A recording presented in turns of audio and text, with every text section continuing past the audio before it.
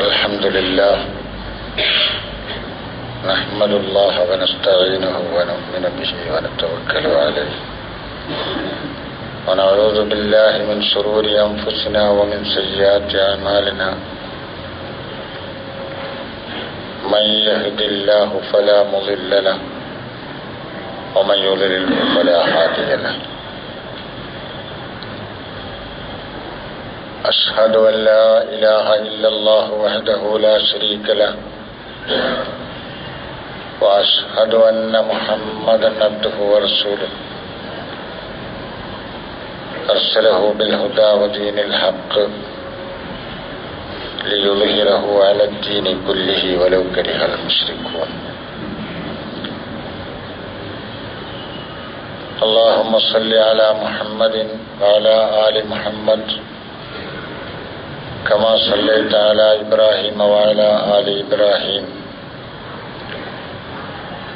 اللهم بارك على محمد وعلى آل محمد كما باركت على إبراهيم وعلى آل إبراهيم في العالمين إنك حميد مجيد. إن أريد إلا الإصلاح ما استطعت وما توفيقي إلا بالله عليه توكلت وإليه أنيب. أيها الناس اتقوا الله عباد الله. أعوذ بالله من الشيطان الرجيم. بسم الله الرحمن الرحيم. آمن الرسول بما أنزل إليه من ربه والمؤمنون كل آمن بالله وملائكته وكتبه ورسله لا نفرق بين أحد من رسله وقالوا سمعنا وأطعنا غفرانك ربنا وإليك المصير.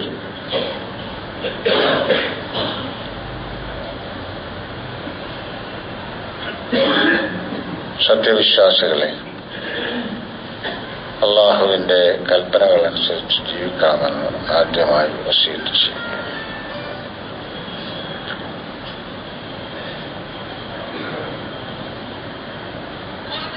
ഇസ്ലാമികമായ ആദർശത്തിന്റെ അടിത്തറ വിശ്വാസമാണ്, ഈമാൻ. ഏറ്റവും വലിയ അടിസ്ഥാന വിശ്വാസം പ്രപഞ്ച സൃഷ്ടാവായ ലോകരക്ഷിതാവായ നിയന്താവായ ഉടമസ്ഥനായ അല്ലാഹുവിലുള്ള അചഞ്ചലമായ വിശ്വാസം.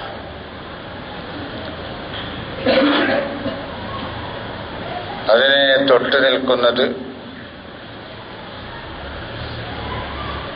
ഈ ക്ഷണികമായ ഭൗതിക ജീവിതം അവസാനിച്ചാൽ അനശ്വരമായ ഒരനന്ത പരലോക ജീവിതമുണ്ട്.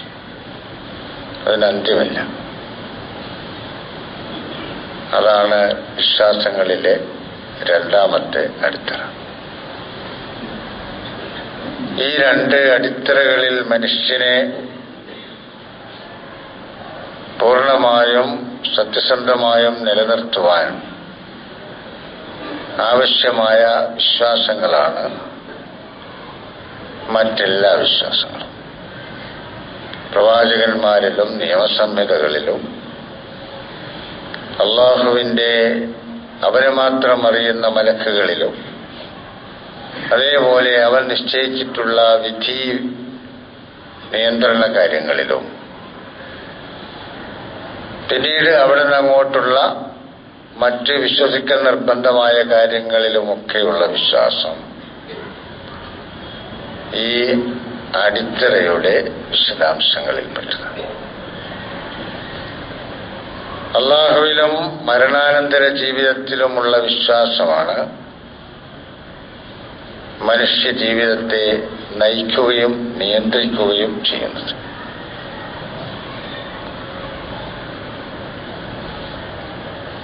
മനുഷ്യന്റെ ജീവിതത്തിന് നിയന്ത്രണം ഏർപ്പെടുത്തിയിട്ടുള്ളത് അല്ലാഹുവിലും തുടർന്നുള്ള പരലോക മരണാനന്തര ജീവിതത്തിലുള്ള വിശ്വാസം. ഇതേതെങ്കിലും ഒന്നിന്റെ അഭാവത്തിൽ മനുഷ്യൻ എന്തൊക്കെ വിശ്വസിച്ചാലോ അതിന്റെ സൽഫലങ്ങൾ അവന്റെ കർമ്മജീവിതത്തിൽ ഉണ്ടാവുകയില്ല. ഒരേ ഒരു ഇലാഹിൽ മാത്രം വിശ്വസിച്ചാലോ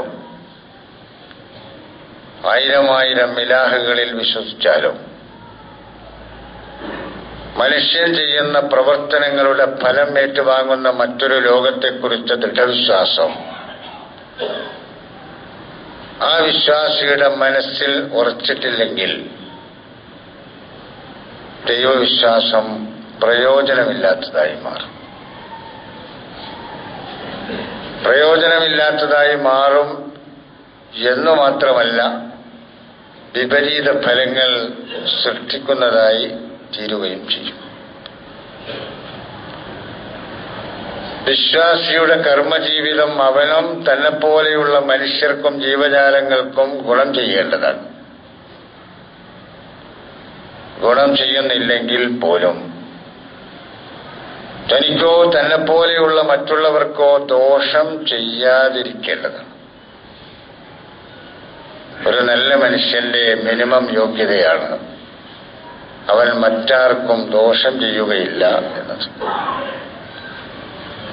പിന്നീട് അതിന്റെ വളർച്ചയാണ് മറ്റുള്ളവർക്കും മറ്റു സൃഷ്ടിജാലങ്ങൾക്കും ഒക്കെ ഗുണം ചെയ്തു കൊടുക്കും എന്നത്.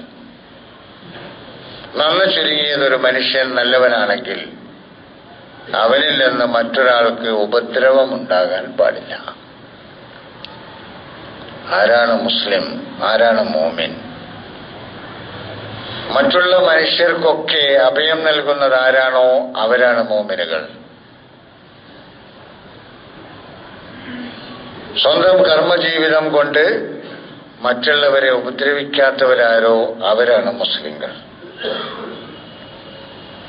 ഒരു മനുഷ്യന്റെ ജീവിതത്തിലെ മിനിമം യോഗ്യത മറ്റാരെയും ഉപദ്രവിക്കാതിരിക്കുക എന്നതാണ്. പിന്നെ ഉപകാരം ചെയ്യും. ഉപദ്രവിക്കാതെ ഉപകാരം ചെയ്യുന്ന മനുഷ്യനായി തീരണമെങ്കിൽ അവന്റെ വിശ്വാസത്തിലെ താൻ ചെയ്യുന്ന പ്രവൃത്തികൾക്ക് പടച്ചതമ്പുരാന്റെ മുമ്പിൽ മറുപടി പറയേണ്ടി വരുമെന്ന ബോധം നിലനിർത്തുന്ന പരലോക വിശ്വാസമുണ്ടാകണം. പിന്നെ ബാക്കി കാര്യങ്ങളിലൊക്കെ വിശ്വാസമുണ്ടാകും.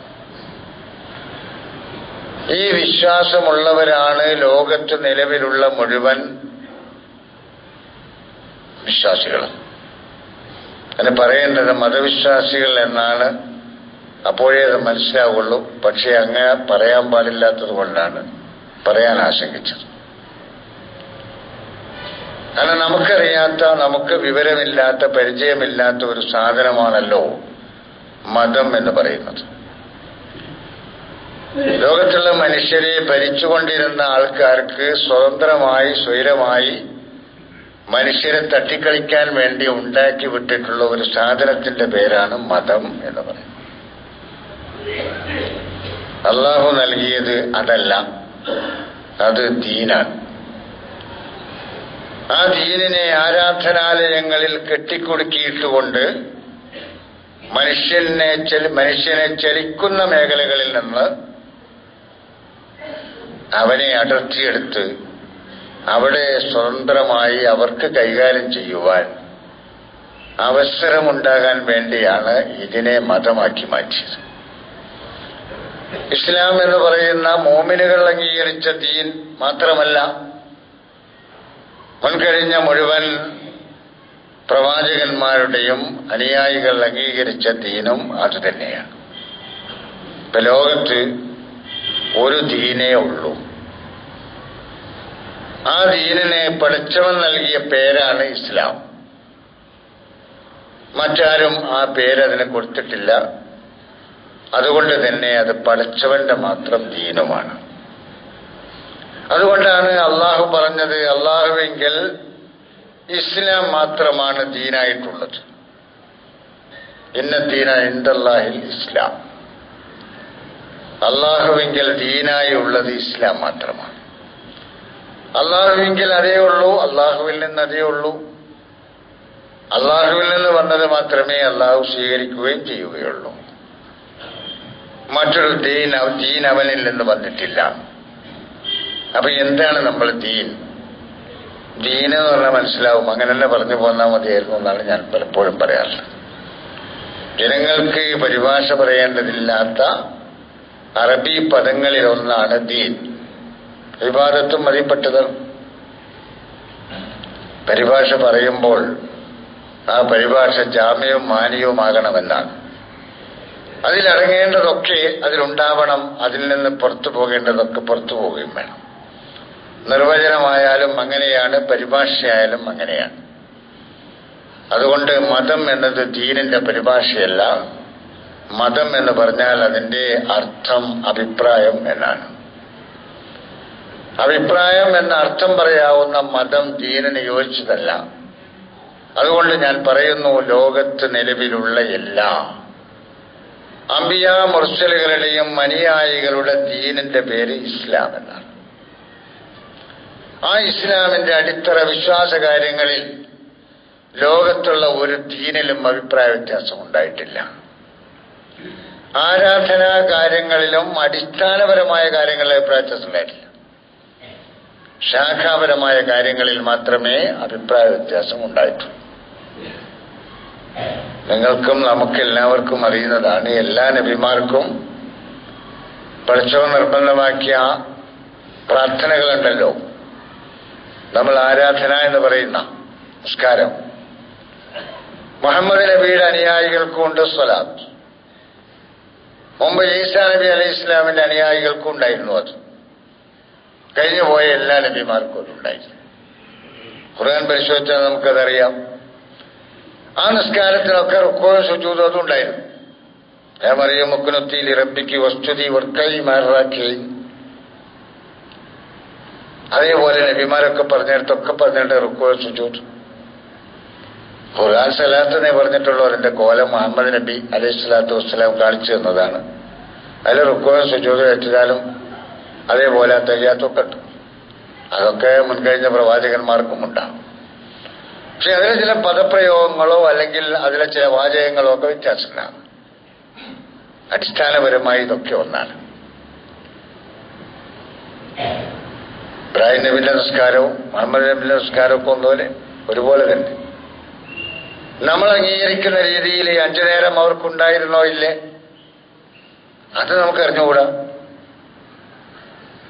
2 നേരം നിസ്കരിച്ചിരുന്നോ എന്ന് ഖുർആനിൽ പലരെ കുറിച്ചും പറഞ്ഞു പോയിട്ടുണ്ട്. രാവിലെയും വൈകുന്നേരവും നിങ്ങൾ അള്ളാഹുവിനോട് പ്രാർത്ഥിക്കൂ എന്ന് ഖുർആൻ പറഞ്ഞിട്ടുണ്ട്. എന്തായാലും അത് എല്ലാ പ്രവാചകന്മാർക്കും ഉണ്ടായിരുന്നു സ്വലാത്ത്. ഇസ്മായിൽ നബി അലൈഹി ഇസ്ലാമിനെ, ഇബ്രാഹിം നബി അലൈഹി ഇസ്ലാമിനൊക്കെ പരിചയപ്പെടുത്തി ഖുർആൻ പറഞ്ഞത് അതാണ്. ഈ ജനങ്ങളില്ലാത്ത പ്രദേശത്ത് ഞാൻ എന്റെ മക്കളെ കൊണ്ടുവന്ന് താമസിപ്പിച്ചത്, എന്റെ കുടുംബത്തെ താമസിപ്പിച്ചത് അവരെ നിസ്കാരം നിലനിർത്താനാണ് എന്നാണ് ഖുർആൻ പറയുന്നത്. ഇബ്രാഹിം നബിന്റെ പ്രാർത്ഥന. നീ അസ്കന്തമിൻ ദുരിയത്തി ബിവാദിൻ ഗൈരി ദി സറൈൻ ഇൻദ ബൈതിക്കൽ മുഹറം റബ്ബനാ ലിയുഖീമുസ്സലാം. ഇസ്മായിൽ നബിനെ പരിചയപ്പെടുത്തുമ്പോഴും മക്കാന യഅ്മുറു അഹ്ലഹു ബിസ്സലാത്തി വസ്സകാത്ത്. ഈസാ നബി കുട്ടിയായിരുന്നപ്പോൾ വർത്താനം പറയാൻ പ്രായമാകുന്നതിന് മുമ്പ് പറഞ്ഞ ഒരു 3-4 വാചകങ്ങളിൽ ഒന്ന് നിസ്കാരം. സക്കാത്തും അതിനെ അങ്ങനെ തന്നെ ഉണ്ട്. നോമ്പിനെ കുറിച്ച് പറയുന്നിടത്ത് തന്നെ കമാ കുത്തിബ അലല്ലദീന മിൻ ഖബലിക്കുന്നവർ, മുമ്പുള്ളവർക്ക് നിർബന്ധമാക്കിയതുപോലെ നിങ്ങൾക്കും നോമ്പ് നിർബന്ധമാക്കി. ഹജ്ജും അതേപോലെ തന്നെ ഇബ്രാഹിം നബി അലൈഹി ഇസ്ലാം മുതൽ ഇങ്ങോട്ട് അതിന് മുമ്പുണ്ടായിരുന്നോ ഇല്ലേ ആരും ചർച്ച ചെയ്യാത്തത് കൊണ്ട് ഏതായാലും അവിടെ നിന്ന് ഇങ്ങോട്ട് ഹജ്ജുണ്ടായി. ഇസ്ലാമിലെ സുപ്രധാനമായ ആരാധനാ കാര്യങ്ങളുടെ ശാഖാപരമായ വ്യത്യസ്തമായ അഭിപ്രായ വ്യത്യാസങ്ങൾ ഉണ്ടാവാം. പക്ഷേ ലോകം അംഗീകരിച്ചു പോകുന്ന മുഴുവൻ മതവിശ്വാസികളിലും ഇതൊക്കെ ഉണ്ടായി. ഖുർആനിന്റെ അവതരണ കാലത്ത് അത് കേൾക്കുന്ന ആൾക്കാർക്ക് മനസ്സിലാകുന്ന വിഭാഗത്തെയാണ് ഖുർആൻ അവിടെ പറഞ്ഞത്. അതിനു മുമ്പ് ചിരപുരാതന സംസ്കാരങ്ങൾ നിലനിൽക്കുന്ന ഇന്ത്യ, ചൈനയെ പോലെയുള്ള മേഖലകളിൽ കോടാനുകോടി പ്രവാചകന്മാർ വന്നു പോയിട്ടുണ്ടാവും. അവർക്കൊക്കെ വേദഗ്രന്ഥങ്ങളും ഉണ്ടാവും. പറഞ്ഞതിന്റെ ചുരുക്കം, വിശ്വാസികളുടെ ഒരു ഐക്യമാണ് യഥാർത്ഥത്തിൽ ലോകത്തുണ്ടാവേണ്ടത്. ഒരു വിശ്വാസിയുടെ സവിശേഷമായ ഗുണം ഞാൻ പറഞ്ഞുവല്ലോ, നന്ന് ചുരുങ്ങിയത് അവനിൽ നിന്ന് മറ്റാൾക്ക് ഒരു ഉപദ്രവം ഉണ്ടാവില്ല. പിന്നെ അവനിൽ നിന്ന് ഉണ്ടാകാൻ സാധ്യതയുള്ളത് മറ്റുള്ളവർക്ക് ഉപകാരം മാത്രമാണ്. ഈ ഉപകാരം ചെയ്യാൻ ഒരാൾക്ക് മനസ്സില്ലെങ്കിൽ അയാൾ ചെയ്യാതിരുന്നോട്ടെ, പക്ഷേ അവനിൽ നിന്നൊരിക്കലും ഉപദ്രവം ആരംഭിക്കേണ്ടി വരില്ല. അപ്പോൾ സത്യവിശ്വാസികളിൽ നിന്ന് ഉപദ്രവം ഉണ്ടാവുകയില്ല. അൽ മുഅ്മിനു മൻ അമിനഹു നാസ്, മനുഷ്യർക്ക് അഭയമുണ്ടാകുന്നത് ആരെക്കൊണ്ടാണോ അവരാണ് മുഅ്മിന്, അവരാണ് മുഅ്മിനുകൾ. മനുഷ്യർക്ക് പേടിയില്ലാതെ ജീവിക്കാൻ പറ്റുന്ന ഒരവസ്ഥ ഈ ലോകത്ത് എവിടെ ഉണ്ടാവുകയാണെങ്കിലും അത് മുഅ്മിനീങ്ങളുടെ ഇടയിലുണ്ടാകും, വിശ്വാസികൾക്കിടയിൽ.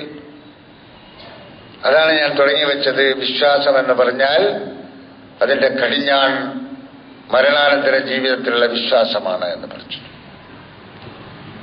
ഞാൻ ആർക്കെങ്കിലും ഒരു ഉപദ്രവം ചെയ്താൽ ആ ഉപദ്രവം മായ്ക്കപ്പെടാതെ എന്റെ റിക്കാർഡിൽ പടച്ചു തമ്പുരാൻ സൂക്ഷിക്കും. ആ റിക്കാർഡ് പരിശോധിക്കുകയും അതിന് തക്കതായ ഫലം നല്ലതാണെങ്കിൽ നല്ലത്, അല്ലെങ്കിൽ അല്ല, തെറ്റാണെങ്കിൽ തെറ്റ്, അതിന്റെ ഫലം ഞാൻ അനുഭവിക്കേണ്ടി വരിക തന്നെ ചെയ്യും. അതുകൊണ്ട് ഞാനിത് ചെയ്തുകൂടാ. ആളുകൾക്കിടയിൽ ചെയ്തുകൂടാ, ആളുകളില്ലാത്തപ്പോഴും ചെയ്തുകൂടാ. ആരും കാണുന്നില്ലെങ്കിലും അവൻ കാണുന്നു.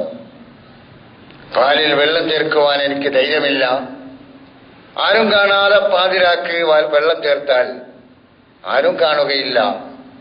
പക്ഷേ പെൺകുട്ടി ഉമ്മയോട് പറയുന്നു, അത് അല്ലാഹു കാണുകയില്ലേ? ഉമർ കാണുകയില്ലെങ്കിലും അല്ലാഹു കാണുകയില്ലേ? അല്ലാഹു കാണും എന്നതുകൊണ്ട് അത് പറ്റൂല, ഉമ്മ അത് ചെയ്യാൻ പറ്റില്ല എന്ന് പറയുന്ന ഒരു പെൺകുട്ടി, എന്ന് പറയുന്ന പെൺകുട്ടികൾ, അങ്ങനെ നാം ചെയ്യാൻ പാടില്ല. ഉപ്പ അത് ചെയ്യാൻ പാടില്ലല്ലോ. നിങ്ങൾ അവനെ കൊല്ലാൻ പോവുകയല്ലേ? ആരും കാണാതെ പാതിരാക്ക് ഞാൻ അവനെ കൊല്ലാൻ പോവുകയാണ്, ആരും കാണുകയില്ല. മകനെ, ഉപ്പ അത് കാണുകയില്ലേ? അല്ലാഹു കാണുകയില്ലേ എന്ന് ചോദിക്കുന്ന ഒരു മകനെ, എന്ന് ചോദിക്കുന്ന കുറെ മക്കളെ, എന്ന് ചോദിക്കുന്ന ഒരു സമൂഹത്തെ, ആ സമൂഹത്തിന്റെ ഒരു ലോകം, ഇതാണല്ലോ നിർമ്മിക്കപ്പെടേണ്ടത്. ആരെയും ഉപദ്രവിക്കാത്ത മനുഷ്യരെ സൃഷ്ടിക്കുവാൻ ആ മനുഷ്യരുടെ മനസ്സിൽ വിശ്വാസം നട്ടുവളർത്തുകയല്ലാതെ മറ്റൊരു മാർഗം ഈ ലോകത്തിന്റെ മുമ്പിലില്ല. അതുകൊണ്ട് ഭൂലോകത്ത് ജീവിക്കുന്ന മാനവരാശി, ആ മാനവരാശിയിലെ മഹാഭൂരിപക്ഷമാകുന്ന വിശ്വാസികൾ, ദൈവീക ദർശനത്തിൽ വിശ്വാസമുള്ളവർ, പടച്ചതമ്പുരാന്റെ നിയമസംഹിതയാണ് ഞങ്ങളുടെ കൈവശമുള്ളത് എന്ന് അംഗീകരിക്കുന്നവർ, ആ നിയമസംഹിതകളിൽ അന്യായമായി ആരെയും ഉപദ്രവിക്കുവാൻ പാടില്ല എന്ന നിയമമുണ്ടെങ്കിൽ ആ നിയമം അംഗീകരിച്ചുകൊണ്ട് ജീവിക്കുന്ന ഒരു സമൂഹത്തിന്റെ സൃഷ്ടിപ്പ്, അതാണ് മനുഷ്യനിർമ്മിത ഇസ്സങ്ങൾക്ക് ബദലായി, മനുഷ്യനുണ്ടാക്കിയ പ്രസ്ഥാനങ്ങൾക്ക് ബദലായി നമ്മൾ സമർപ്പിക്കേണ്ടത്. അത് ഏതെങ്കിലും ഒരു പ്രവാചകന്റെ അനുയായികളെയോ ഏതെങ്കിലും ഒരു പ്രവാചകന്റെ മാത്രം നിയമങ്ങളെയോ ആ പ്രവാചകന്റെ സമുദായം എന്ന് പറയുന്നവരെയോ നിലനിർത്തണമെന്നല്ല. മുഹമ്മദ് നബിയുടെ അനുയായികൾ മാത്രമേ ഈ ഭൂമിയിൽ ഉണ്ടാകാൻ പാടുള്ളൂ എന്ന് മോമിനുകൾ കരുതാൻ പാടില്ല.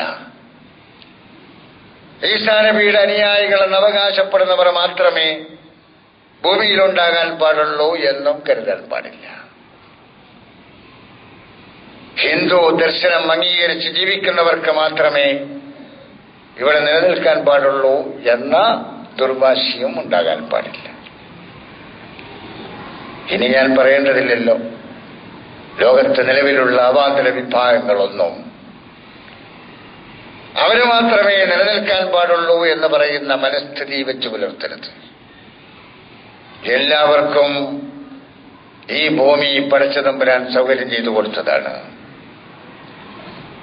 ഈ ഭൂമിയിലെ ഖലീഫയായി മനുഷ്യനെ നിശ്ചയിക്കുമ്പോൾ അവർ മലാഖമാരെ പോലെ തെറ്റുകുറ്റങ്ങൾ ചെയ്യാത്തവരായി ഈ ഭൂമിയിൽ ജീവിക്കണമെന്നല്ല പടച്ചവൻ തീരുമാനിച്ചത്. അവരെ ഈ ഭൂമിയിലെ ഖലീഫയാക്കുമ്പോൾ അവരെ സ്വതന്ത്രരാക്കി ഈ ഭൂമിയിലേക്ക് വിടുകയാണ് ചെയ്തത്. അള്ളാഹുവിനെ വേണമെങ്കിൽ അവരെ നിയന്ത്രിച്ച് ഒറ്റ സമൂഹമാക്കാൻ കഴിയുമായിരുന്നു. അള്ളാഹു അത് ഉദ്ദേശിച്ചിട്ടില്ല. അതുകൊണ്ട് ലോകത്തുള്ള മനുഷ്യരെല്ലാം കൂടെ ഒരു ഉമ്മത്തായില്ല.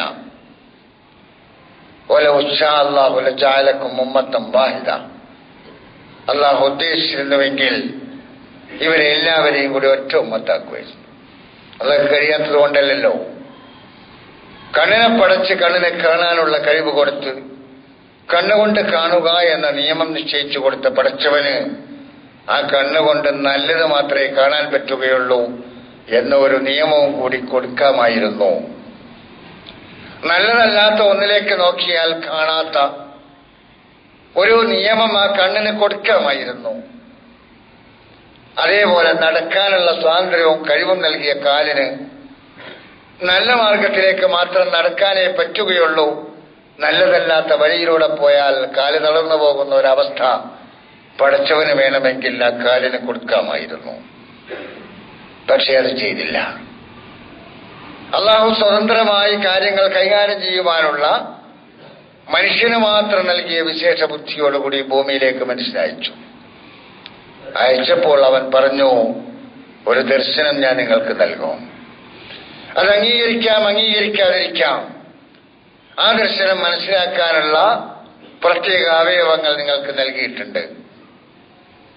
ഒരു പരീക്ഷണാർത്ഥം സൃഷ്ടിക്കപ്പെട്ടവരാണ് നിങ്ങൾ എന്ന് ധരിച്ചോളൂ. നിങ്ങളുടെ സൃഷ്ടിപ്പ് നടന്നതോ മാതാപിതാക്കളുടെ മിശ്രമായ രേതസ്സിൽ നിന്നായിരുന്നു.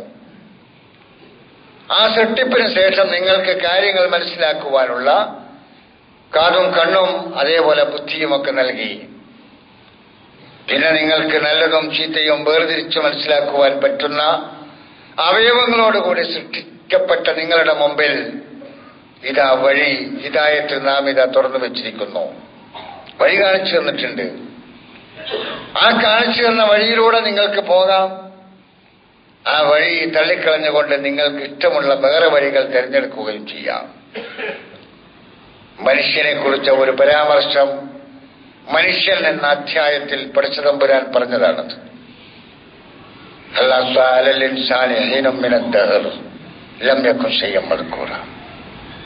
എന്താണ് എന്ന് വിവരിക്കാൻ പറ്റാത്ത ഒരു കാലഘട്ടം മനുഷ്യനിൽ കടന്നുപോയിട്ടുണ്ട്. ചിന്തിച്ചു നോക്കൂ, അങ്ങനെ ഒരു കാലം കഴിഞ്ഞു പോയിട്ടുണ്ട്.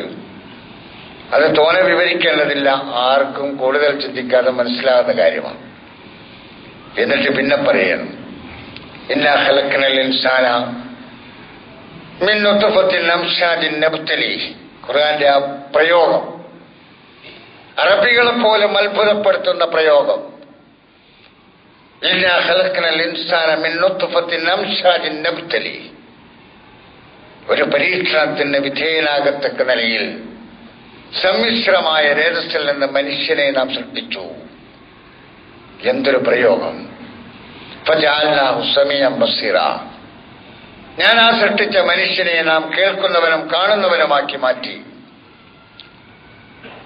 ഇന്നാ ഹദൈനാഹു സബീല ഇമ്മാ ശാകിറൻ വ ഇമ്മാ കഫൂറ. ആ മനുഷ്യനെ നാം വഴി കാണിച്ചു കൊടുത്തു. അത് അംഗീകരിച്ചുകൊണ്ട് നല്ലവനായി നന്ദിയുള്ളവനായി ജീവിക്കാം അവന് സ്വാതന്ത്ര്യം. അത് തള്ളിക്കളഞ്ഞുകൊണ്ട് നന്ദി കെട്ടവനായി ജീവിക്കാം അവന് സ്വാതന്ത്ര്യം. അവ മാർഗം ഏതു സ്വീകരിക്കാനുമുള്ള സ്വാതന്ത്ര്യം നൽകിക്കൊണ്ട് ഈ ഭൂമിയിലേക്ക് പടച്ചുവിട്ടതാണല്ലോ നമ്മെ. സ്വതന്ത്രരാണ് മനുഷ്യർ. അതുകൊണ്ട് തന്നെ അള്ളാഹുവിന് ഈ മനുഷ്യന്റെ മേൽ അവന്റെ മാർഗം അടിച്ചേൽപ്പിക്കുക എന്ന് പറയുന്ന പണി അവൻ ഏറ്റെടുത്തിട്ടില്ല. അത് തിരഞ്ഞെടുക്കേണ്ടത് മനുഷ്യനാണ്. അത് തള്ളിക്കളയാനും അത് ഉൾക്കൊള്ളാനും അത് അംഗീകരിച്ചു കൊണ്ടുപോകാനും അത് അംഗീകരിക്കാതെ എതിർത്തു പോകാനും സ്വാതന്ത്ര്യം അവൻ നൽകി. അള്ളാഹുവിന്റെ വിവരിക്കുവാൻ കഴിയാത്ത അവന്റെ വിട്ടുവീഴ്ചയെക്കുറിച്ച് ആലോചിച്ചു നോക്കൂ. ആരാണ് നാവ് പടച്ചത്? നാവിന് സംസാരിക്കാൻ കഴിവ് കൊടുത്തത് അല്ലാഹ്. ആ നാവ് കൊണ്ട് ആ നാവിനെ പടച്ച തമ്പുരാനെ എതിർത്ത് സംസാരിക്കാനുള്ള അവകാശവും അനുവാദവും കൊടുത്തിരിക്കുന്നു ആ മനുഷ്യന്. നാവിനങ്ങോട്ട് തളർന്നാ പോരെ? നാവിനെ അള്ളാഹുവിനെ തളർത്തിക്കൂടെ? ആ അള്ളാഹു ഇല്ല എന്ന് പ്രഖ്യാപിക്കുക മാത്രമല്ല, മനുഷ്യ സമൂഹത്തിന്റെ സദസ്സ് വിളിച്ചു കൂട്ടിയിട്ട് അങ്ങനെ ഒരു ദൈവമില്ല എന്ന് പറയുവാനുള്ള കഴിവ് ആ നാവിന് കൊടുത്ത പടച്ചതമ്പുരാന്റെ വിശാലത, അവന്റെ തസാമുഹ്, അവന്റെ വിട്ടുവീഴ്ച. അള്ളാഹുവിന് ആ വിശാലതയുണ്ടെങ്കിൽ,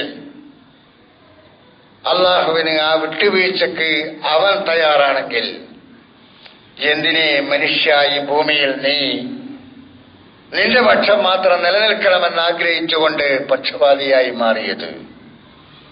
ഞാൻ മാത്രം നന്നാകണം, അല്ലെങ്കിൽ ഞങ്ങൾ മാത്രം നിലനിൽക്കണം, ഞങ്ങൾക്ക് മാത്രം ഉണ്ടാകണം, മറ്റാർക്കും ഉണ്ടാകരുത്, ഞങ്ങൾ മാത്രം എന്നുമെന്നും നിലനിൽക്കണം, മറ്റുള്ളവരൊക്കെ നശിക്കണമെന്ന് പറയുന്ന ഈ പക്ഷപാത മനസ്സ് നീ എവിടെ നിന്ന് തേടിയെടുത്തു? നിന്നെ പടച്ച നിന്റെ രക്ഷിതാവിന് അതില്ലല്ലോ. നിനക്ക് ഈ മാർഗം വിവരിച്ചു തന്ന പ്രവാചകന്മാർക്കതില്ലല്ലോ. ആ പ്രവാചകന്മാര് കഠിനാധ്വാനം നല്ല മാർഗത്തിലൂടെ മനുഷ്യരെത്തിച്ചേരാൻ വേണ്ടി ഭരിച്ചിട്ടുണ്ട്. പക്ഷേ അവരാരുടെയും പിന്നാലെ, അവരെ നിർബന്ധിച്ചുകൊണ്ട് പിന്നാലെ കൂടിയിട്ടില്ല. പകല് ഞാൻ അവരെ വിളിച്ചിട്ടുണ്ട്, പാതിരാക്ക് വിളിച്ചിട്ടുണ്ട്, ഒറ്റക്കും കൂട്ടായും വിളിച്ചിട്ടുണ്ട്, പഠിച്ചവനെ അവർ വന്നില്ല. അതേപോലെ തന്നെ കുടുംബങ്ങളെയും ഗോത്രങ്ങളെയും വിളിച്ചിട്ടുണ്ട്, ദുർബലരെയും പ്രബലരെയും വിളിച്ചിട്ടുണ്ട്, പഠിച്ചവനെ നിന്റെ വഴിയിലേക്ക്. പലരും വന്നില്ല. വരാത്തതിൽ എനിക്ക് പരാതിയില്ല. പക്ഷേ ഈ മനുഷ്യർ പോകുന്ന നരകത്തിലേക്കാണല്ലോ, നിന്റെ കഠിനമായ ശിക്ഷ അനുഭവിക്കാൻ പോവുകയാണല്ലോ എന്നതിൽ അസ്വസ്ഥതയുണ്ട്.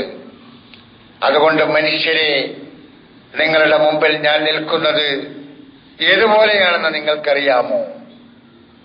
ആളിക്കത്തുന്ന തീയിലേക്ക് അത് തീയാണെന്ന് മനസ്സിലാകാതെ പറന്നെടുക്കുന്ന അയ്യാമ്പാറ്റകളെ രക്ഷപ്പെടുത്തുവാൻ വേണ്ടി ഒരു മനുഷ്യൻ കഠിനാധ്വാനം ചെയ്യുന്നത് പോലെ ഞാൻ നിങ്ങളെ തീയിൽ നിന്ന് രക്ഷപ്പെടുത്തുവാൻ വേണ്ടി കഠിനാധ്വാനം ചെയ്യുകയാണ്.